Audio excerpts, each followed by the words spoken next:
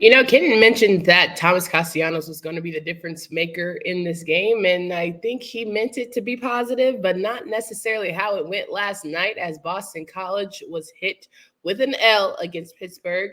Who knew Yarnell was going to be the star of the show?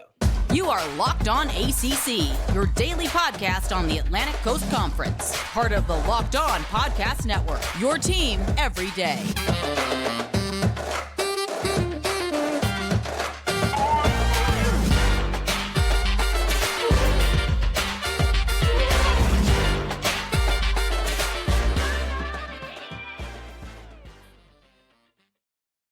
It only took 2 career starts for Nate Yarnell to get his act together, but by golly, if he didn't shake the table. Welcome to Locked On ACC. I'm your host, Candace Cooper. This is Kenton Gibbs of Locked On Wolfpack. Each and every day, you can find us wherever you listen to podcasts. Make sure you download, subscribe to the pod from anywhere you listen. On today's episodes, we're going to talk through Pitt, Boston College Thursday night matchup, as well as get you ready for the weekend if you're into some college hoops and all of that fun jazz. Kenton, how are you feeling today? We're all off to a rough start. In our latest He Said, She Said, the fans said. So an undefeated week is not in the cards for any of us. But there's still plenty to play for, and we got to get in the hoops. It's that season where we got sports all throughout the day. Love it. It's definitely a time of year where we get a lot of good action. And let's start with the Pittsburgh Panthers. Now, Kenton, you talked about Syracuse, right?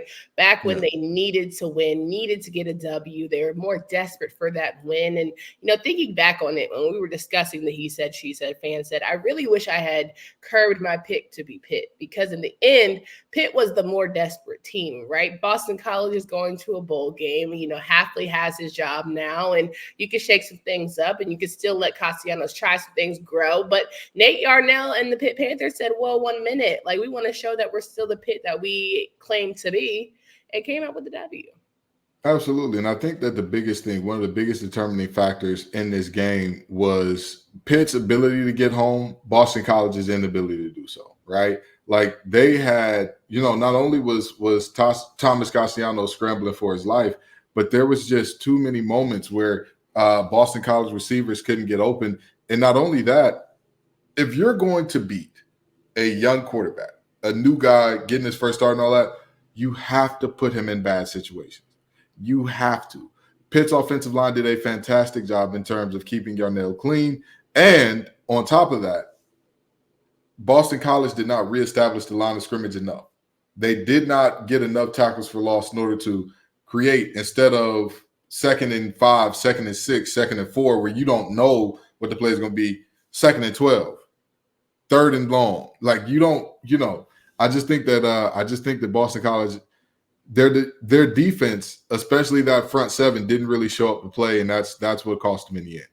100%. Nate Yarnell throwing for 207 yards and being his second career start, I think, of course, got a confidence boost. But we did talk about Boston College and their injuries and how that would affect, and having their secondary injured, having a lot of their premier offensive weapons injured. It just proved to be a sum of too much for the Eagles, which, do you say to yourself, you throw this one away, it is what it is, but it is also pretty tough to lose to a team that, only has 3 wins on the year, and you're better Boston College is, I would say, arguably as good as their record shows, and maybe could have some games back, but for the most part, the regression is sort of crazy in this one. But do we just chalk it up to injury?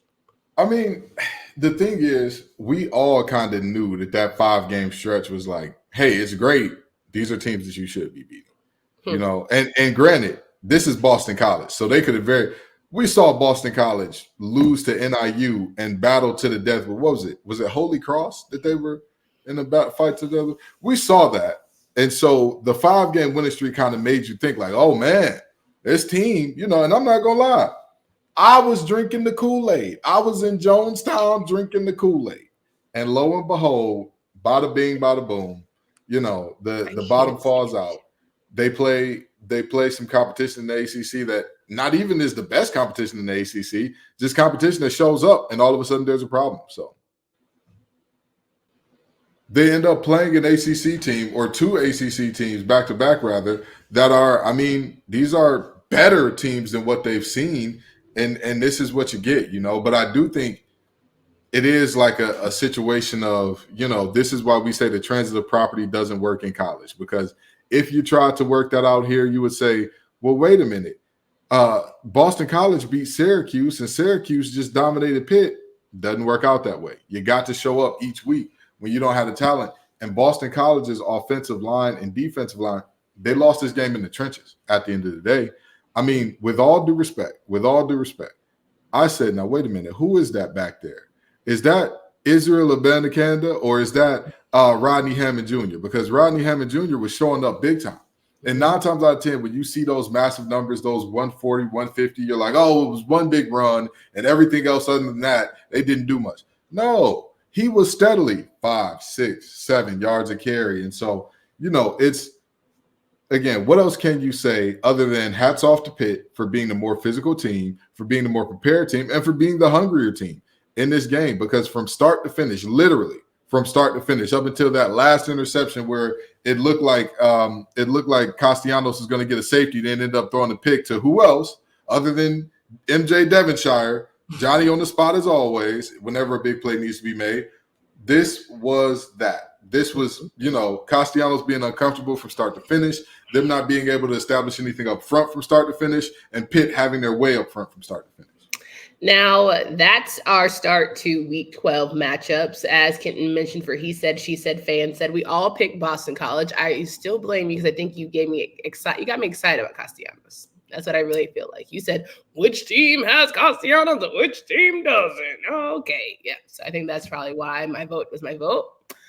But we're here now. And I just want to say, before we turn the page and move on to a different sport, are there any picks that you slept on and you say, you know what? I changed my mind. Absolutely not. But you sound a lot like Adam blaming Eve for eating the fruit. He said, it was her. I ain't want nothing to do with it. You know me. I've always been a faithful man. She came along with the fruit, and I couldn't say, no, why you happy wife, happy life. You know how they go. That's how you sound right now. That's for sure how you sound. All right. Well, I slept on it, and I'm still 10 toes. I really think that Miami is going to upset. But this could really make or break my week. Yeah. Someone already in the comments saying she is so biased and I can't believe she doesn't believe in Louisville. I just need to shake it up. Clearly, I believe in the crazier things have happened. I believe in the Veil. And apparently, and nothing in the ACC makes sense because apparently Virginia Tech is still statistically in the race for the ACC championship because no, they are because the ACC doesn't do the tiebreaker like every other conference where it's like, hey, if you and the team have the same conference record and y'all played each other, the team that won is in. Here's the scenarios, okay? Before we get out of here, Louisville has to beat Miami or UNC lost to Clemson or NC State. Mm-hmm. UNC to get in the championship game. Louisville lost to Miami, and they have to beat Clemson and NC State, and they have Georgia Tech has to lose to Syracuse. Mm-hmm. Virginia Tech, Louisville lost to Miami and beat both NC State and Virginia. UNC wins against both Clemson and NC State. All right. Well, I also feel like the Georgia Tech one is a little bit who knew? But all right. Wait, Georgia Tech is still in the race? No, I'm just saying Georgia Tech has to lose to Syracuse, which not impossible. This is some nonsense. I know when they said ACC stands for another crappy call, I thought they were talking about on the field calls, and lo and behold, it's our administrators too, because everybody knows if two teams have the same record and they played head to head, there's an easy way to solve who wins. We could call Jim later and see how that rocks out for us. But needless to say, that is the matchup. So Virginia Tech, North Carolina, and Louisville still have an opportunity. There's that. I still feel like it's going to be Louisville, but crazier things have happened. And why not shake it up by choosing Miami? All right, let's talk about PrizePicks, the largest daily fantasy sports platform in North America. Easiest way to play DFS. It's just you against the numbers. You pick more than or less than 2 to 6 player stat projections and watch the winnings roll in. With the basketball season here, you can now pick a combo projections across football and basketball from the Specials League, a league created specifically for combo projections that includes 2 or more players from different sports or leagues. PrizePicks even offers a reboot policy so that your entries stay in play even if one of your players gets injured. For football and basketball games, if you have a player who exits the game in a first half and does not return in the second, the player is rebooted. PrizePicks is the only daily fantasy sports platform with an injury insurance policy. Go to prizepicks.com/lockedoncollege. You use code LockedOnCollege for a first deposit match of up to $100. Again, prizepicks.com/lockedoncollege. Use LockedOnCollege for a first deposit match up to $100. It is all right. There's that. Let's talk about some basketball. It's been a good start to the season for the ACC, I'd say. What do you think? What would you say? We haven't gone full in depth yet, but overall. Here's the thing, right? It depends on which side of the ACC you're talking about, because I mean, with all due respect, again, with all the due respect possible, our men's side has how do I put this? They've left a little something on the table to be desired, just a little bit, you know. And our women's side, you know, they've been holding it down. We've seen some massive upsets from our women's side, just showing up and absolutely showing out. But boy, I think women's college basketball has just all around been elevated play. Like on any given night, somebody could get it. Well, yeah, and we're used to that from men. And that's fair. But I'll also say this: on our women's side, all the teams that are like losing and taking big L's and all that, for the most part, they're the teams that you expected. They're the teams that you're like, yeah, that makes sense. Other than the Hokies, but because, you know, as much as we love Caitlin Clark and all that, I'm sorry, but you can't let one player beat you like that. You can't let one player beat you, especially seeing them lose to Kansas State immediately after. But on the men's side, again, for the most part, it's been POP, hold it down. They've been showing up. They've been doing what they're supposed to do. Now, please don't make me the guy that's like, oh, I done patted you on the butt and pulled back a handful of crap. Don't do that. Don't do that. Keep doing what you're doing. There's a lot of good games happening today for men's basketball. Of course, there are a lot of classics going on, a lot of championships, a lot of tourneys that, you know, you don't want to get too involved and invested, but it obviously gives you an opportunity to give a quick assessment. And, you know, Miami starting out with Georgia, Notre Dame playing Oklahoma State. Notre Dame's having an interesting year, to say the least. Duke is being Duke, right? Strong show-ups, getting a little get back in their classic that they had earlier. NC State playing Charleston Southern, Wake Forest playing Towson, Pitt playing Jacksonville, Florida and Florida State playing already out the gate at 7 o'clock. I think that was the one to watch because, you know, Coach Hamilton can hold it down for the ACC. Florida basketball has been up and down, but they're starting out pretty strong this year. And then North Carolina playing UC Riverside.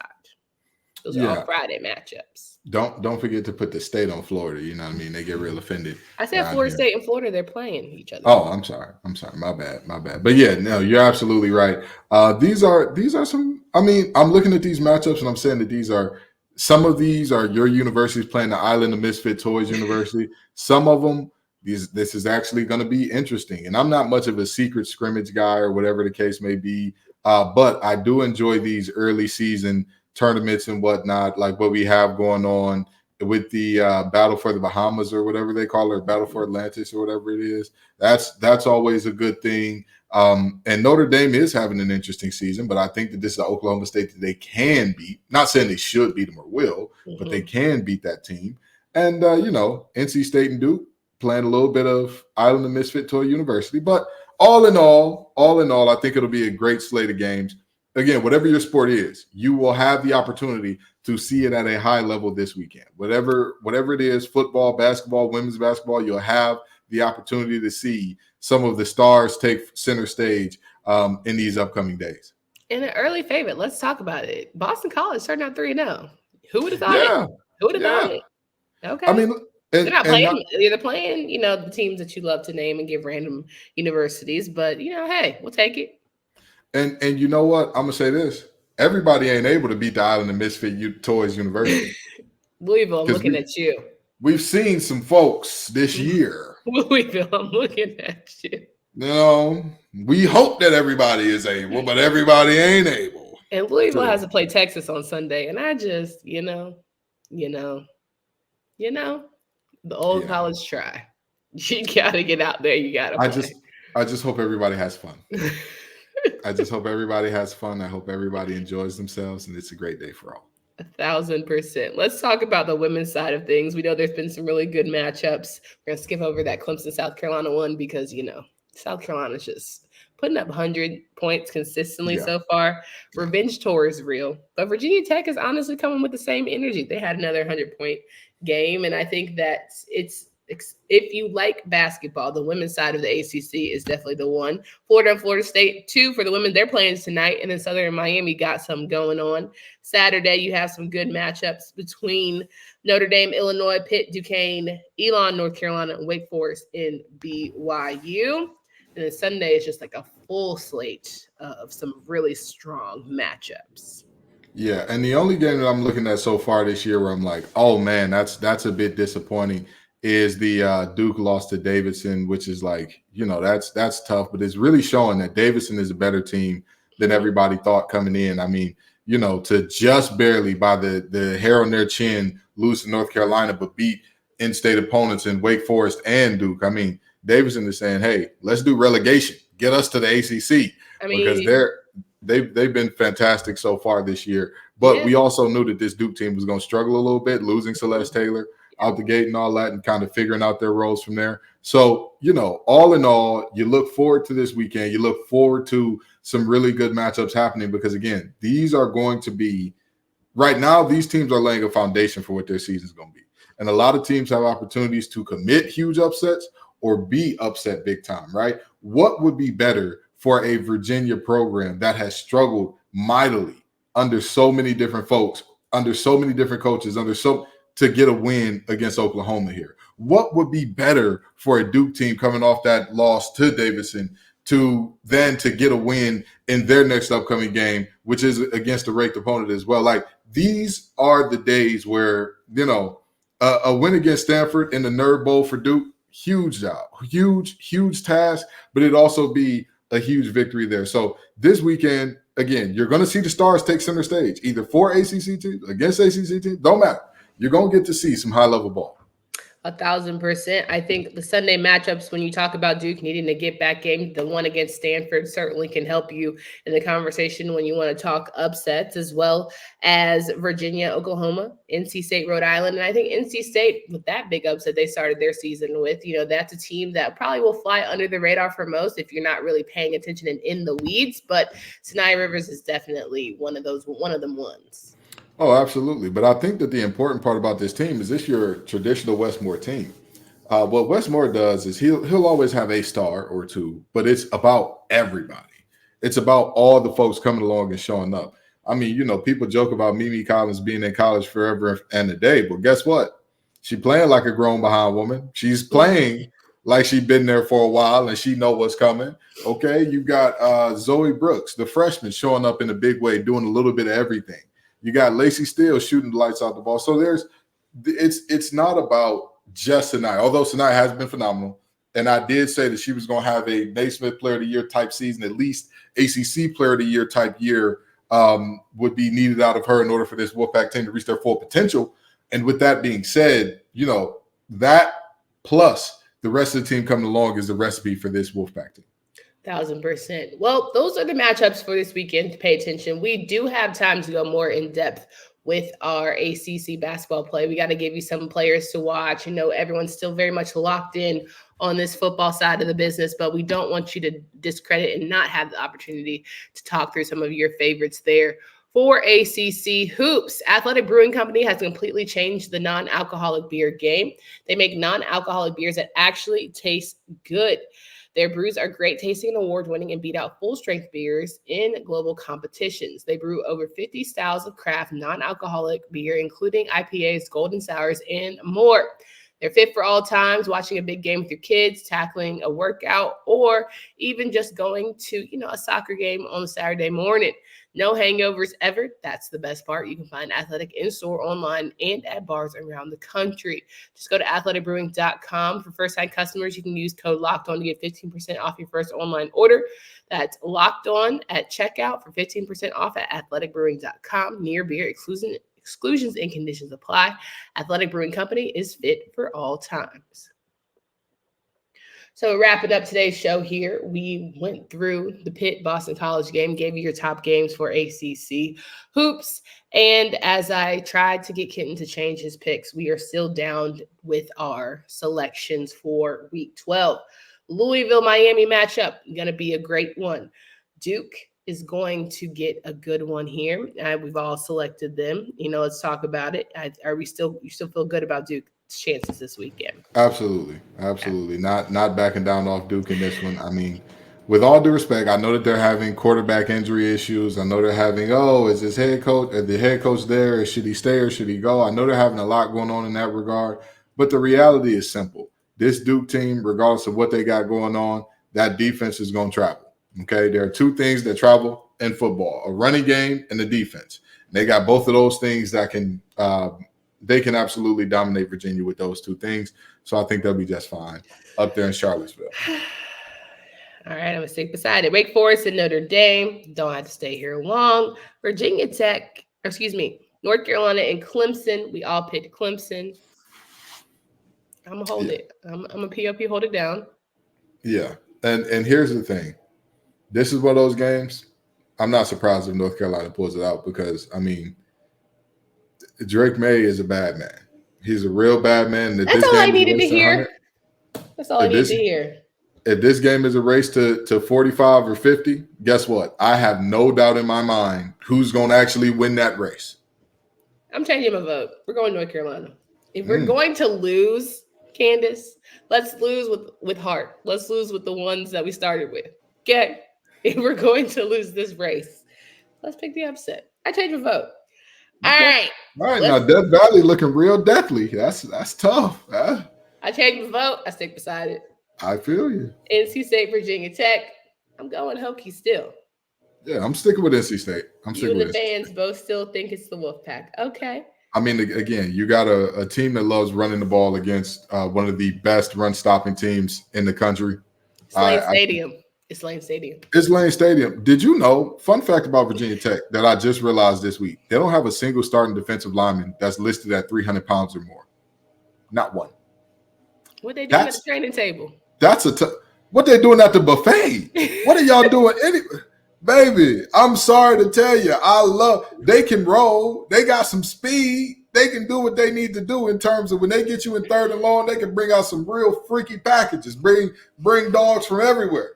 But they need to get you to third and long first. This is one of the worst rushing defenses in the conference, behind Wake Forest, who NC State impaled on the ground last week, and they're even smaller. I have a tough time. Muscle milk. They need muscle milk. They need some pork chops, some greens, beans, chicken. They need all that. They need to have a strong. They should have done this game before Thanksgiving. Heard you. Florida State, that would have got them right. Yeah. Florida State, goes without saying. Yeah, go ahead and do your thing. We're sticking beside Georgia Tech. I am. Here's the thing with the Georgia Tech Syracuse game. Okay. Syracuse is going to run the ball. Okay. They know, like, hey, Garrett Schrader throwing the ball is out, right? Mm-hmm. But there's only so many different ways that you can get creative, get physical, get outpowered before it's like, all right, bring 9 in the box. And if Garrett Schrader has a 100-yard receiving day, then sure, he'll have a 100-yard receiving day. Mm-hmm. I like Coach Key too much to say that they'll lose this game in that manner, where he's also fighting for, I wouldn't say fighting for his job or anything like that, but Coach Key just seems like one of those coaches that there is no surrender, there is no retreat, and that's what we forgot about in our doozy this week, which cost us all in the grand scheme of things. So I think that Georgia Tech will be all right. No doubt. All right, for Candace Cooper and Kenton Gibbs, we hope you guys have a great and safe weekend. We love the fact that you were able to hang with us on this show, and we look forward to having more conversations after the weekend. For Candace Cooper and Kenton Gibbs.